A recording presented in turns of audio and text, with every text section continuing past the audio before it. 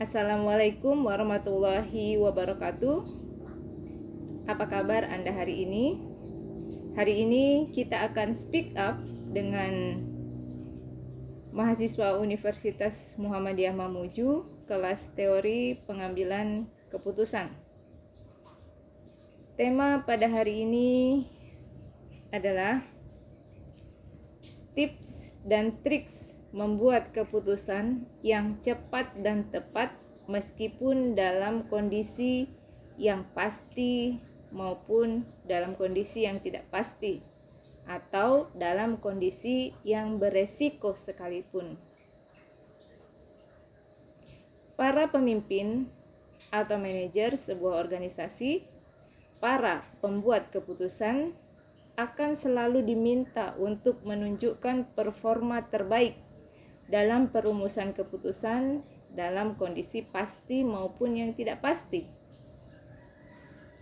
Tapi lebih dari itu, pengambil keputusan juga dituntut agar mereka juga mampu membuat keputusan sebelum permasalahan timbul ke permukaan.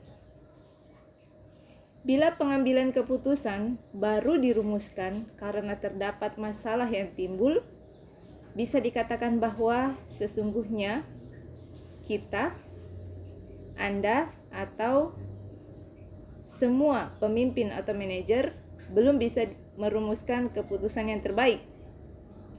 Membahas, mencari, serta mengambil keputusan sebelum masalah datang mengetuk adalah ciri utama atas para pemimpin yang visioner. Itu menurut Robbins yang ditulis tahun 2001. Nah, lalu apa tips dan trik membuat keputusan yang cepat dan tepat meskipun dalam kondisi yang beresiko sekalipun? Di sini kita akan mendengarkan atau coba menceritakan kembali 3 story for 3 step to make effective decision making. 3 kisah untuk 3 langkah cara membuat keputusan yang efektif. Apa saja 3 langkah tersebut? Yang pertama, challenging the constraint. Yang kedua, embrace premortem. Dan yang ketiga, check the balance. Check the basic. Jadi saya ulang, 3 langkah untuk membuat keputusan yang efektif dalam kondisi yang sangat beresiko sekalipun. Yang pertama, challenging the constraint, embrace premortem, and check the basic. Baik, kita akan ulas 3 cerita berikut ini. Challenging the constraint, menantang hambatan-hambatan atau rintangan-rintangan. Ada sebuah cerita, ada satu kelas entrepreneurship di kampus Stanford University.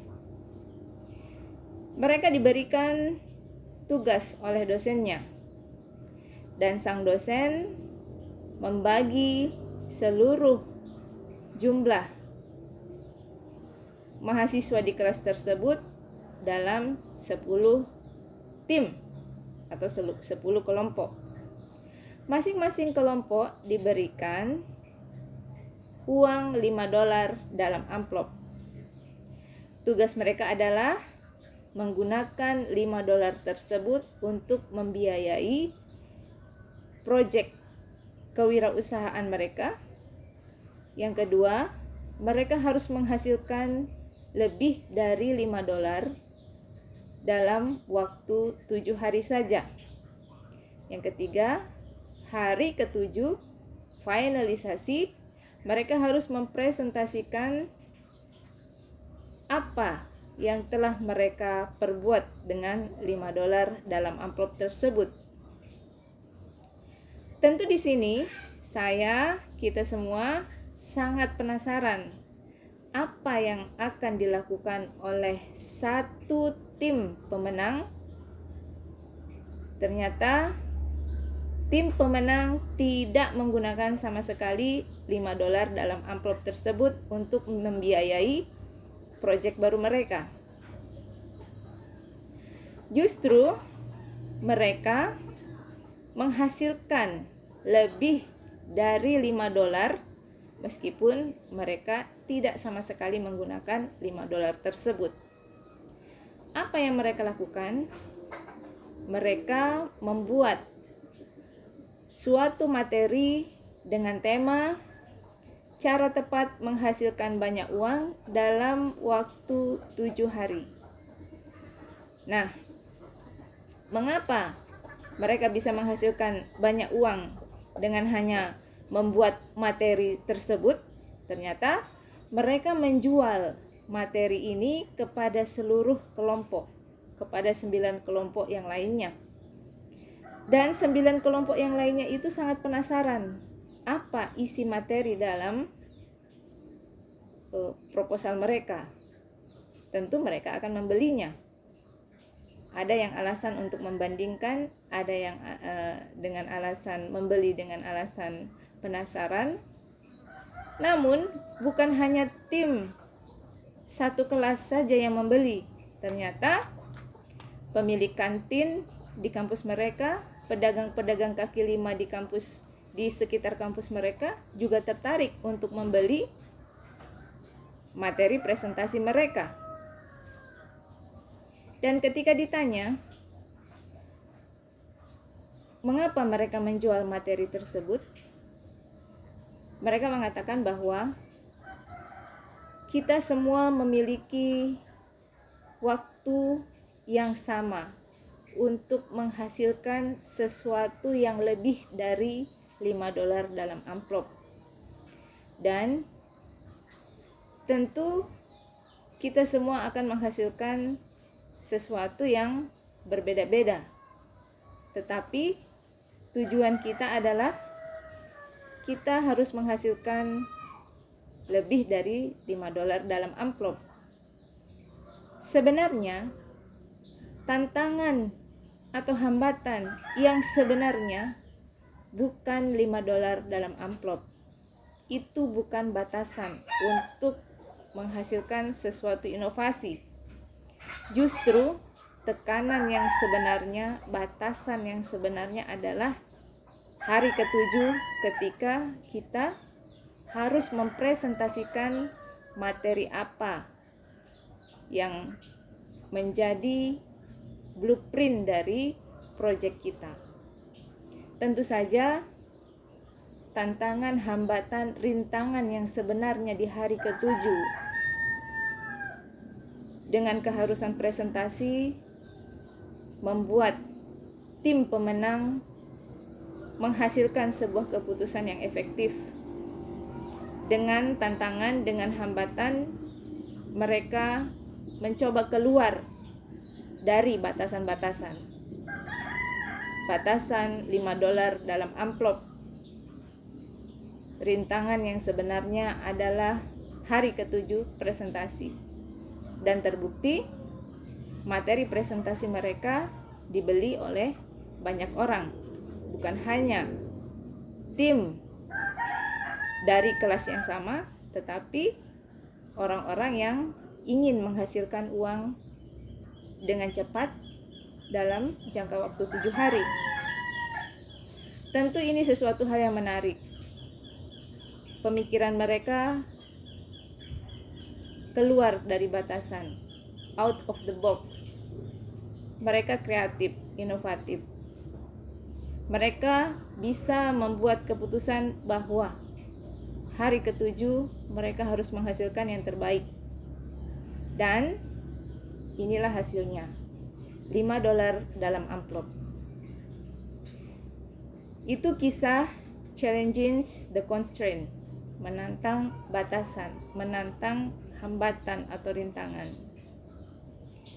Cerita yang kedua yaitu embrace pre-mortem atau merangkul pre-mortem.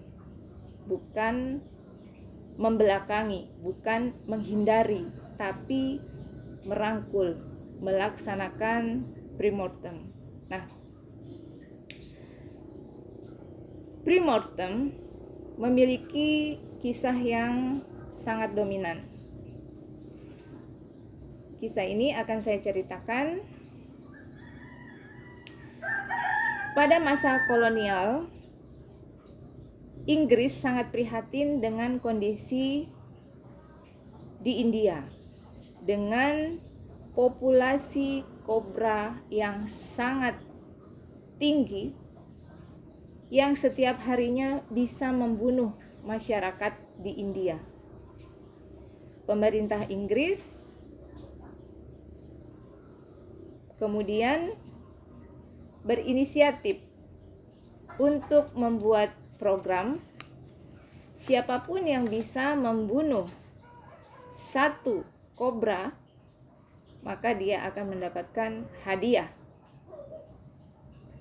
Nah, keputusan pemerintah Inggris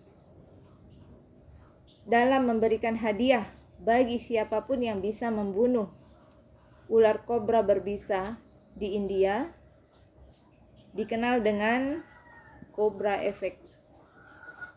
Kenapa dikenal dengan Cobra Effect? Karena efek dari program tersebut sangat dahsyat, di mana manusia-manusia imajinatif, manusia-manusia yang imajinatif, yang memikirkan sesuatu di luar konteks normal,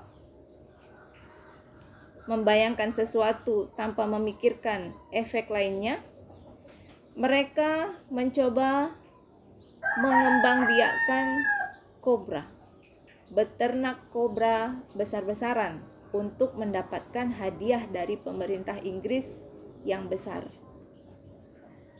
Nah,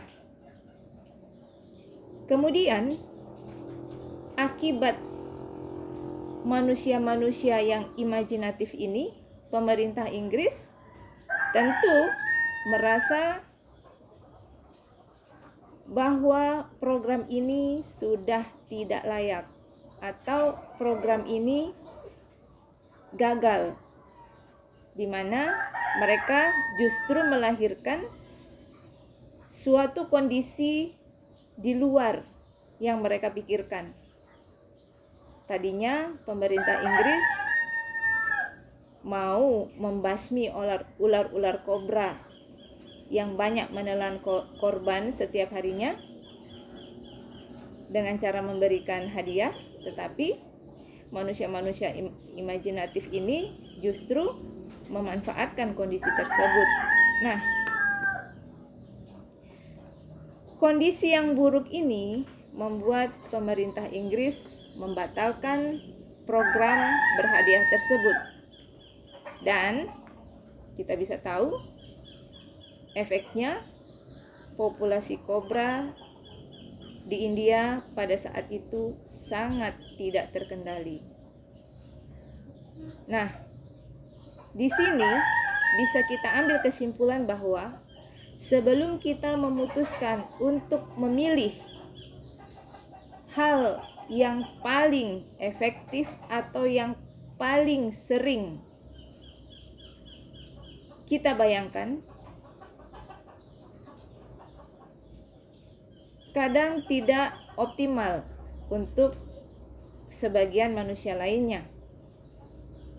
Ada baiknya kita mengantisipasi masalah dalam melaksanakan program, dalam melaksanakan proyek.